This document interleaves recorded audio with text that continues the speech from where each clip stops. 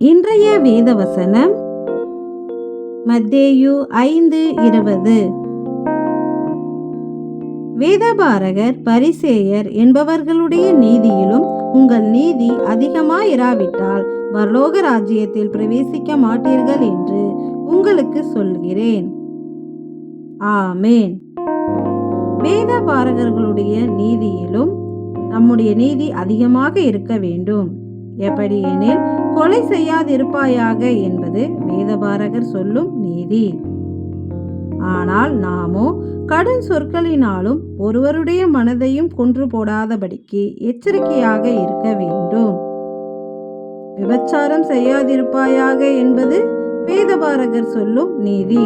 ஆனால் நாமோ நம் கண்களினால் கூட யாரையும் இச்சக பார்வையோடு பார்க்காதபடிக்கு அனைவரையும் அன்பான நட்பு பார்வையோடு பார்க்க வேண்டும். இவைகளே தேவனுடைய நீதி.